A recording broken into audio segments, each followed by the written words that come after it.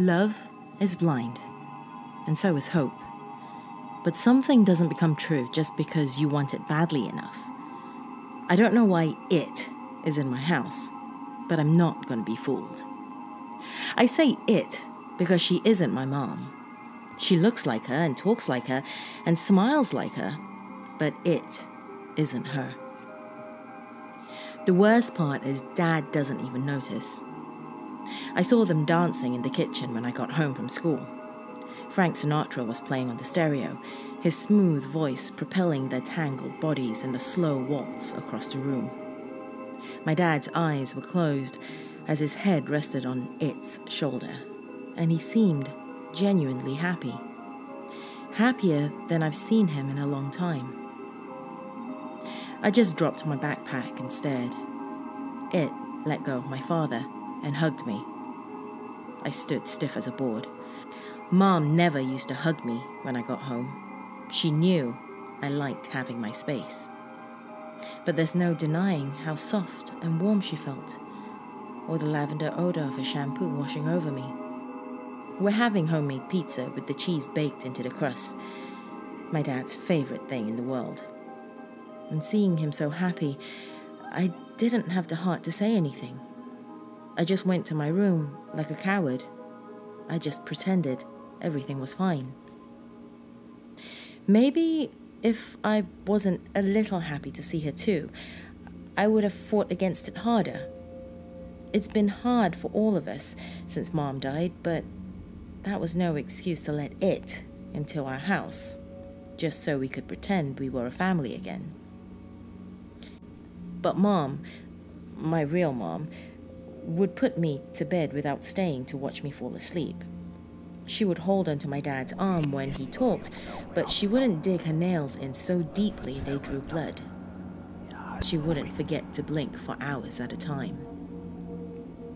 2 days have passed. I've been struggling to decide what to do. No, that's not quite true. I know what needs to be done, but it would be so much easier to just keep pretending like my dad.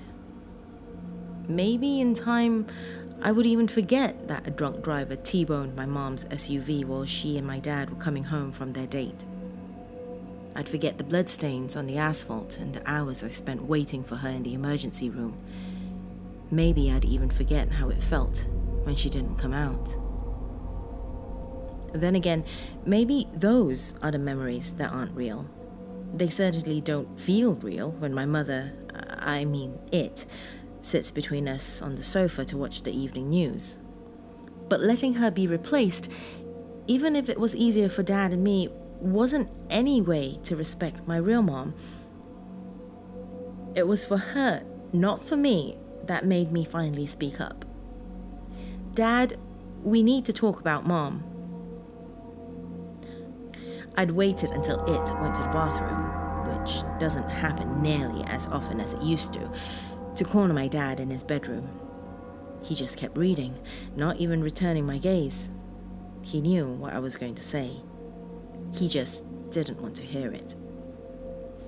Do you remember what happened last month when she was in that accident? It's getting late.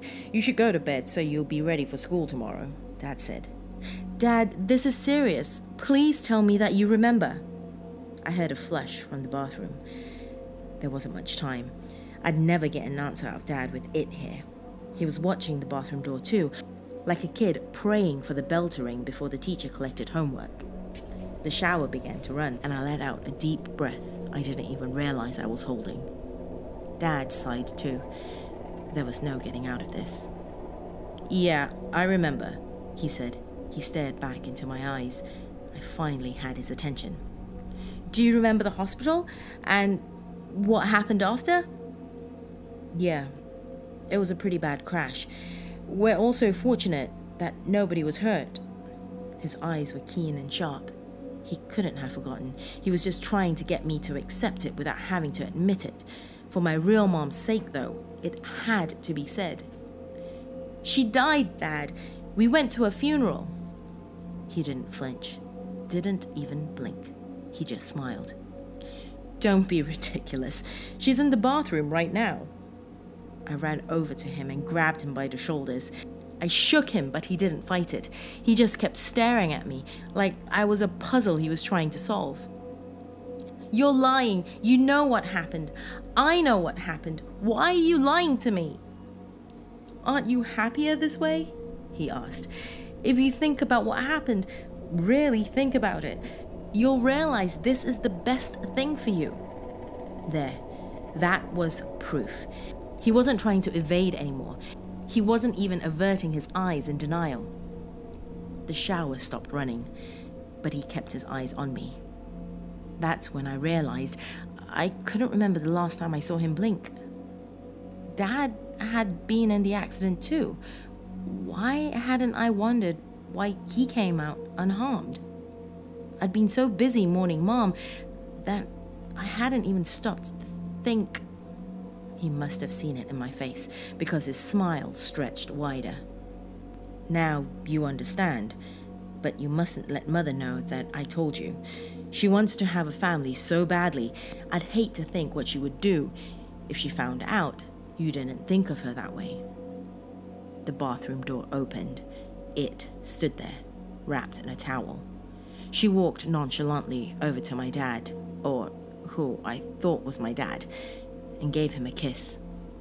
They both turned to look at me. What are you still doing awake? My other mother asked. Is everything all right? He was just going to bed. My other dad said. Everything is fine, isn't it? I nodded. Come, let me tuck you in.